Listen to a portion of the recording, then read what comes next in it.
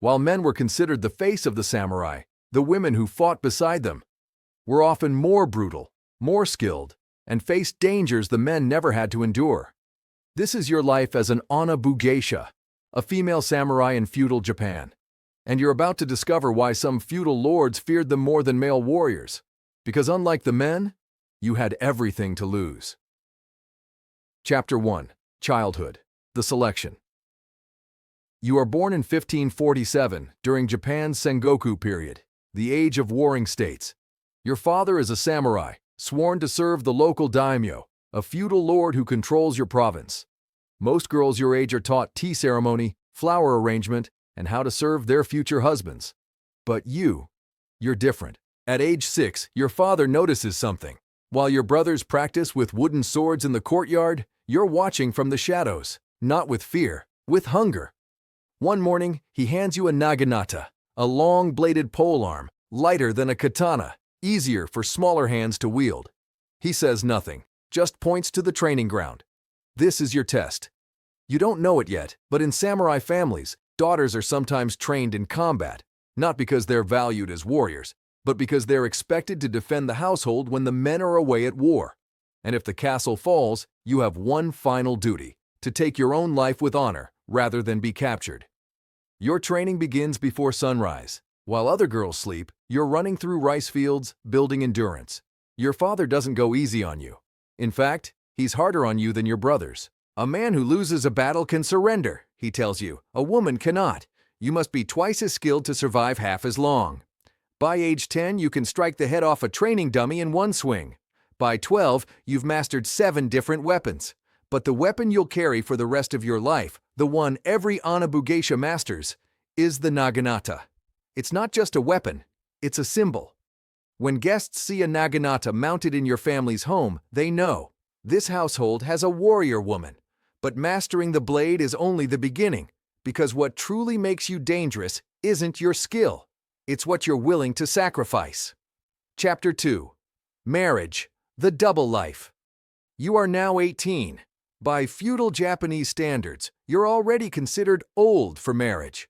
Most girls are wed by 15, but you're not most girls. Your father has arranged your marriage to another samurai, a man from a neighboring province. You've never met him. That doesn't matter. Marriage isn't about love. It's about alliances. On your wedding day, you're dressed in white, the color of death and rebirth. You move into your husband's home, into his clan, and here's where your life becomes complicated. Because you're not just a warrior anymore. You're also a wife, a future mother. And in feudal Japan, those roles are supposed to be separate. Your husband is away at war 8 months out of the year. When he's gone, you're expected to manage the household, the servants, the finances. But you're also expected to do something else. Defend it. Because while your husband fights on distant battlefields, his enemies know his castle is vulnerable. And they're coming. It's a summer night when you hear the sound. Footsteps. Too many of them. You move to the window and see them. Ashigaru, foot soldiers carrying torches, raiders from a rival clan. Your servants are panicking. Your mother-in-law is praying. But you walk calmly to the armory. You remove your Naginata from its stand. You tie back your sleeves with a tasuki cord, the traditional way women prepare for battle, keeping their kimono out of the way. And you step outside. The raiders stop when they see you, a woman, alone. They laugh. That's their first mistake. You don't wait for them to attack. You strike first. The Naginata has reach, longer than their swords. You can cut them down before they get close enough to touch you. The first man falls, then the second. They stop laughing. By the time the sun rises, 7 bodies lie in your courtyard. You're covered in blood, none of it yours. Your servants are staring at you like you're a demon. Your mother-in-law says nothing. She just bows. Because in this moment, you're not a daughter-in-law. You're a warrior.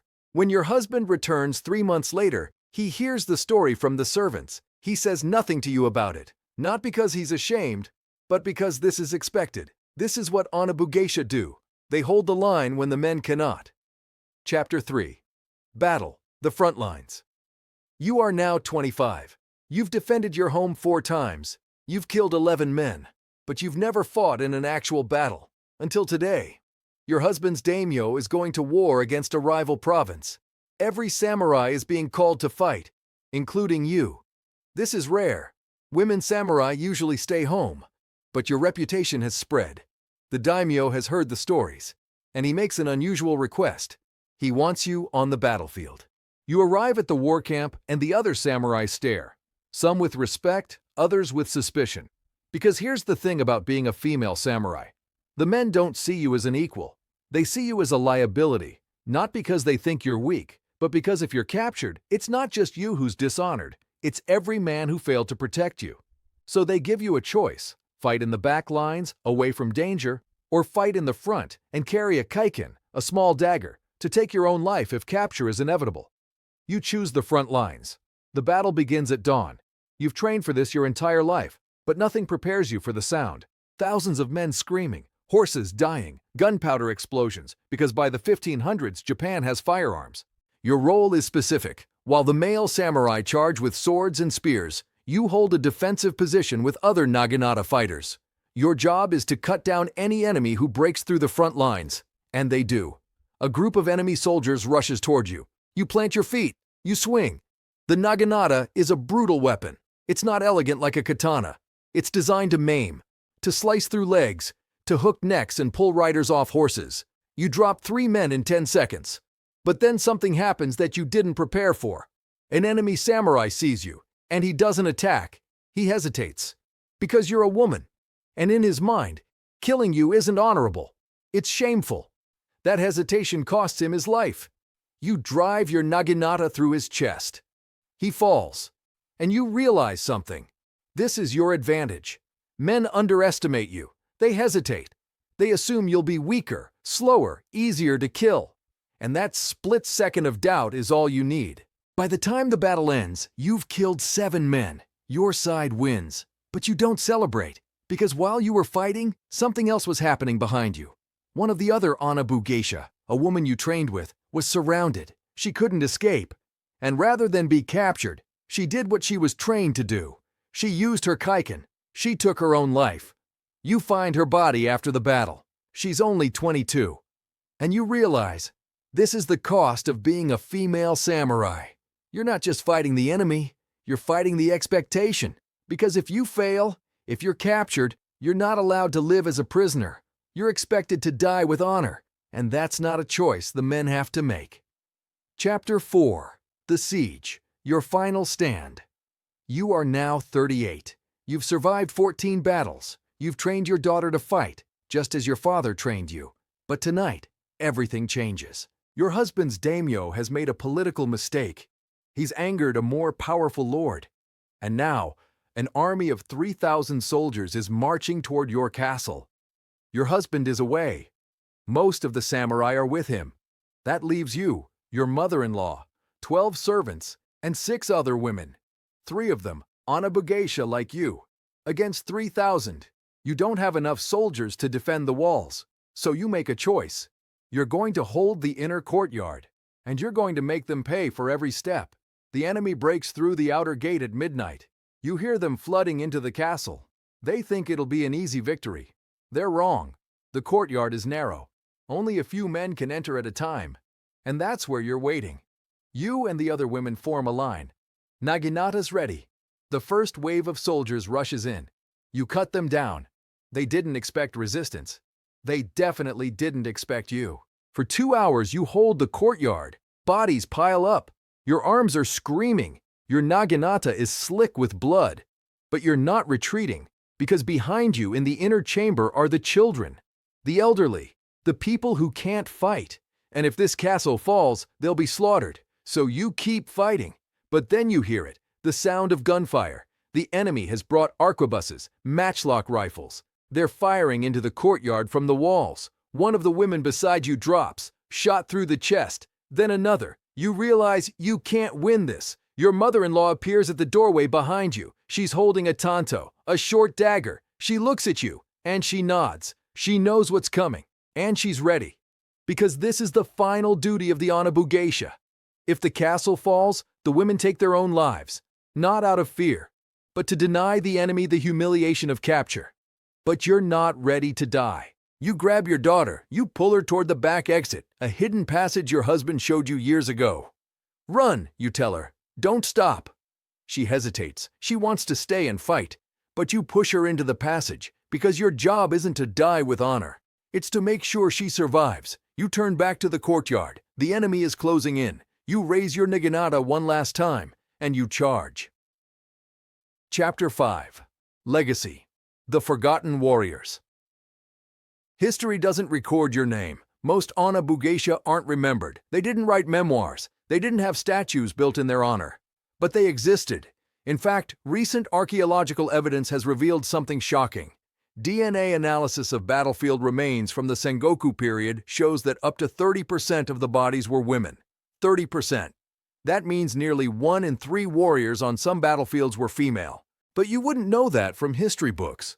Because after the Edo period began in 1603, Japan entered an era of peace. Samurai became bureaucrats. And the role of women changed. The onna-bugeisha were erased from history. They became myths, legends. Some people claimed they never existed at all, just exaggerations, stories told to scare enemies. But the evidence is undeniable. Tomoe Gozen, one of the most famous onna-bugeisha, was described as worth 1,000 warriors. She fought in the Genpei War in the 1180s and was said to have decapitated multiple enemies in single combat. Nakano Takeko, another legendary female samurai, fought in the Boshin War in 1868. She led a unit of women in battle and was shot while charging enemy lines. Before she died, she asked her sister to cut off her head and bury it, so the enemy couldn't take it as a trophy. Hangaku Gozen defended a castle against 3,000 soldiers. She killed hundreds before she was finally captured. These weren't myths. These were real women. And here's what they all had in common. They weren't fighting for glory. They were fighting because they had no choice. Because in feudal Japan, being a woman meant being vulnerable. And the only way to survive was to become dangerous. The onna-bugeisha didn't fight because they wanted to. They fought because the alternative was worse. And when the battles were over, when peace returned, their stories were buried. Their weapons were hung on walls as decorations. Their sacrifices were forgotten. But their legacy remains. Because every time someone says, women didn't fight in historical wars, they're wrong. They fought. They bled. They died. They just didn't get to write the history books. Chapter 6. The Training. What it really took. Let's talk about what it actually took to become an onna-bugeisha, because this wasn't just learning to swing a sword. Training began as young as 6 years old. Every morning before sunrise, you ran. Miles. Through forests, up mountains, across rivers. You weren't just building strength. You were building endurance. Because in battle, you might fight for hours. And if you tired first, you died. Weapons training was brutal. Your hands blistered, your shoulders burned. You trained until your Naginata felt like an extension of your arm. But physical training was only half of it. You also had to master mental discipline. Because unlike male samurai, you weren't just expected to fight. You were expected to die with honor if necessary. That meant carrying a kaiken, a small dagger, at all times, and knowing exactly where to strike yourself to die quickly if capture was inevitable. You were taught the proper angle, the correct depth, how to cut your own throat without hesitation. This wasn't theoretical. This was practiced. Because in feudal Japan, honor mattered more than survival. And for women, capture meant something worse than death.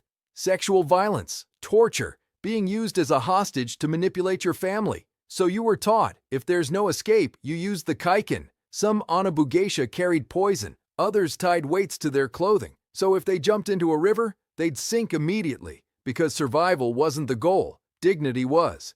And here's the thing that history often ignores. While male samurai had the option to surrender, to become prisoners, to negotiate, women didn't.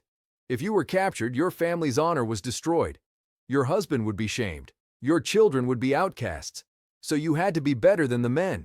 You had to be faster, stronger, more ruthless, because you didn't have the luxury of failure, and that's what made the onna-bugeisha so terrifying. They weren't fighting for glory, they were fighting for survival, and that made them the most dangerous warriors on the battlefield. This was your life as an onna-bugeisha. You were trained from childhood to kill. You defended your home while your husband was at war. You fought on battlefields alongside men who both respected and resented you. You carried a dagger, not just to fight your enemies, but to take your own life if necessary. And when the wars ended, when peace returned to Japan, your story was erased. Because history is written by the victors, and the victors decided that women warriors were too dangerous to remember. But you existed. You fought. You bled. You died. And your legacy lives on, in the archaeological evidence, in the ancient texts that survived, in the stories passed down through generations. You were the onna-bugeisha, the warrior women of Japan, and you were real. If you want to see more stories like this, the dark, untold histories that no one else talks about, hit that subscribe button. I post every week. And drop a comment below. Which historical warrior should I cover next? Thanks for watching. And remember, history is darker than you think.